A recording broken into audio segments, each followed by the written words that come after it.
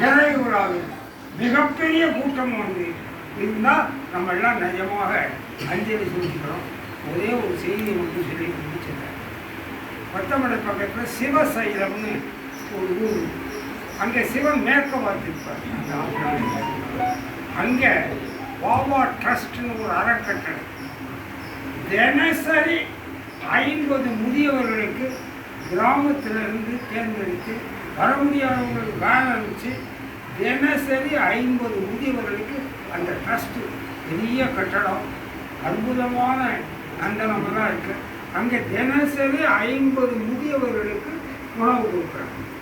பிறகு என்ன மாதிரி தனிமையாக யாரும் இல்லாமல் இருக்கிற முதியவர்கள் 200 பேரை சேர்த்து ஒவ்வொரு சனிக்கிழமையும் அப்படி தனிமையில் இருக்கிற முதியோர்களை வரவழைத்து அவர்களுக்கு உணவும் கொடுத்து ஒரு என்டர்டெயின்மெண்ட் ட்ராமா சினிமாவில் ட்ராமா ஆன்மீகம்லாம் பண்ணி அவர்களை சந்தோஷமாக 5 மணிக்கு அனுப்பி வைக்கிறார்கள்.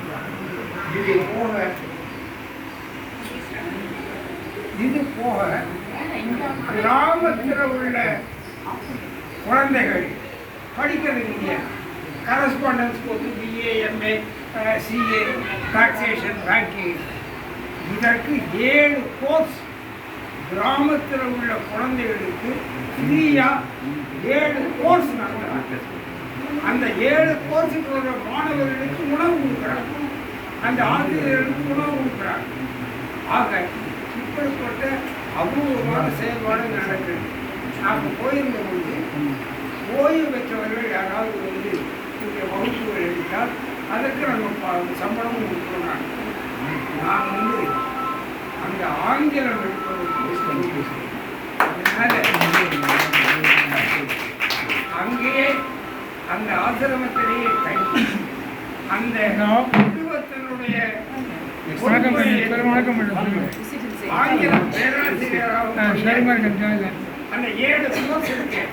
அதுக்கும் அந்த ஆசிரமத்திலேயே தங்கிவிடலாமா என்ற ஒரு எண்ணமும் பணிகள்லாம் நடக்கிற பொழுது நாமும் அதை தொடர்ந்து இந்த சில பணிகளை செய்ய வேண்டும். கோவிலுடன் கலந்து கொண்டு ஒவ்வொரு ஞாயிற்றுக்கிழமையும் காலையில் 10 ஆனால் கரெக்டாக முடிச்சிடணும். ஏன்னா அவங்கெல்லாம் வீடு 12 1 மணி ஆகும், 10 மணிக்கு ஆகுது 12 முடிச்சிடணும். நம்ம அப்படி சில பணிகளை இந்த சங்கத்தை பலப்படுத்துவது தான் நாம் அவர்களுக்கு செய்யணும்.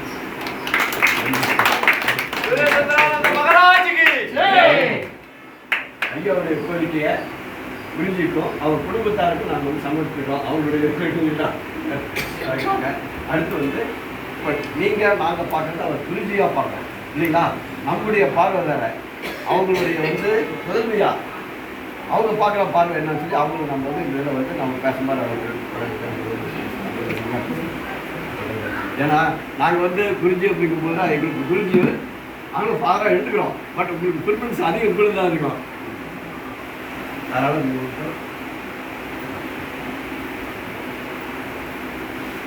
Amiable and blessed comrades of divinity, தெய்வாம்சம் பொருந்திய அன்பார்ந்த தோழர்களே தோழியர்களே, அனைவருக்கும் இனிய காலை வணக்கம். Hari Om to one and all present here. This is how my father will start a meeting.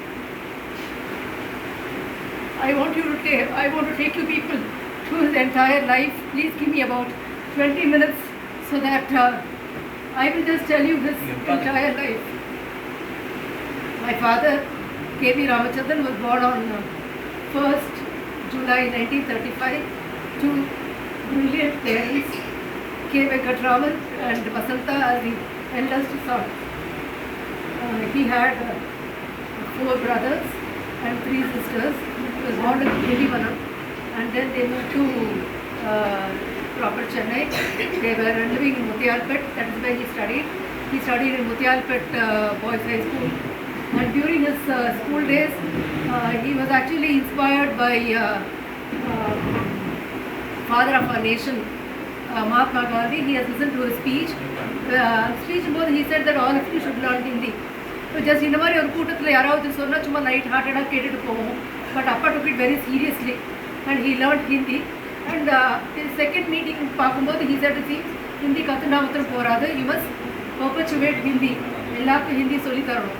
So you know what sort of state we were in.